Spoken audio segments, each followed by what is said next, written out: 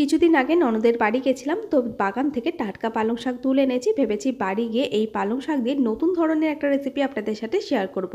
আজকে ছানা আর পালং শাক দিয়ে নতুন ধরনের একটা ব্রেকফাস্টের রেসিপি আপনাদের সাথে শেয়ার করব। এটা আপনারা বাচ্চাদেরকে স্কুলের টিফিনও দিতে পারেন বা ব্রেকফাস্টেও বানিয়ে নিতে পারেন। ভীষণই সুস্বাদু এবং স্বাস্থ্যকর একটা রেসিপি, খুব সহজে কিন্তু আপনারা বাড়িতে বানিয়ে নিতে পারবেন।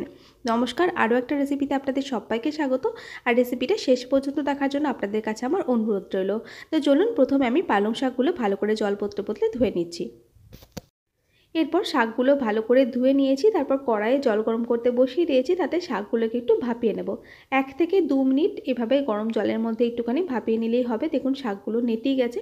এরপর আমি জলটা ঝরিয়ে তুলে নিলাম আর ঠান্ডা জলের মধ্যে সাথে সাথে শাকগুলোকে ডুবিয়ে দিচ্ছি। আর এখন যেহেতু শীতকাল, এমনিতেই কিন্তু নর্মাল জলই সবসময় ঠান্ডা থাকে, ট্যাঙ্কের জল এমনি ঠান্ডা, তো সেই জলের মধ্যে ডুবিয়ে দিলাম। এরপর জল ছেঁকে তুলে নিয়ে একটা মিক্সিং জারের মধ্যে নিয়ে নিলাম। তাতে আদা আর কাঁচা লঙ্কা দিয়ে মিহি পেস্ট বানিয়ে নিলাম। অন্য একটা পাত্রে নিয়েছি আমি আটা নিয়েছি, আপনারা চাইলে ময়দা দিয়েও বানাতে পারেন, তবে আমি আটায় দিলাম। সাথে পরিমাণ মতো লবণ, চিনি আর একটু সাদা তেল দিয়ে ভালো করে মিশিয়ে নিয়েছি। এরপর পালং শাকের পেস্টটা দিয়ে ভালো করে একটা ডো বানিয়ে নিয়েছি। এরপর ঢাকা দিয়ে আধ ঘন্টা রেখে দিলাম। অন্যদিকে দেখুন, আমি এখানে কিছু পনির নিয়েছি, তার মধ্যে দিয়ে দিয়েছি লবণ, ভাজা জিরের গুঁড়ো আর দিয়েছি একটু ধনেপাতা কুচি। ভালো করে মেখে নিয়েছি। আধ ঘন্টা পর ময়দা থেকে লেচি কেটে নিয়েছি। এরপর বেশ বড় করে একটা পাতলা করে রুটির আকারে বেলে নিয়েছি। এরপর যে পুরটা রেডি করে রেখেছিলাম ছানা দিয়ে, মানে পনির দিয়ে, সেটাকে এভাবে দিয়ে দিলাম। তারপর এইভাবে রুটিটাকে রোল করে নিচ্ছি।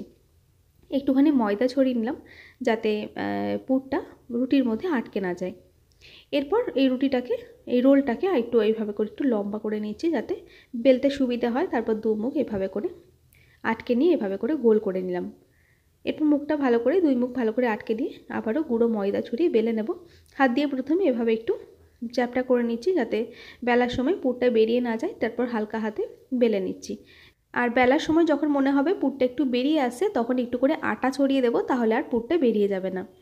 এরপর বেলা হয়ে গেলে 2 পিঠ উল্টে পাল্টে প্রথমে সেঁকে নিচ্ছি। তারপর আমি বাটার দিয়ে পরোটাগুলোকে ভেজে নেব। আপনি চাইলে ঘি দিয়ে বা সাদা তেল দিয়েও বানাতে পারেন। আর রেসিপিটা যদি আপনাদের ভালো লাগে, একবার হলেও এইভাবে পালং শাক আর ছানার পরোটাগুলো বানিয়ে দেখবেন, খেতে অসাধারণ হয়। আমি আজকে মেয়ে স্কুলের টিফিনের জন্য বানাচ্ছি। আপনারা ব্রেকফাস্টের জন্য বানিয়ে নিতে পারেন, বা বাচ্চাদের স্কুলের টিফিনের জন্য বা অফিসের টিফিনের জন্য বানিয়ে নিতে পারেন। বানাতে কিন্তু বেশি সময়ও লাগে না, আর ভীষণই হেলদি একটা রেসিপি, খেতেও বেশ ভালো হয়। দেখুন এইভাবে আমি সব পরোটাগুলোকে একইভাবে বানিয়ে নিয়েছি। তৈরি হয়ে গেছে আমাদের দারুণ স্বাদের ছানা পালংয়ের পরোটা। রেসিপিটা ভালো লাগলে একবার বাড়িতে বানিয়ে খাওয়ার অনুরোধ রইল, আশা করছি ভালো লাগবে। তো চলুন এখন মেয়ের স্কুলের টিফিনটা গুছিয়ে নিই।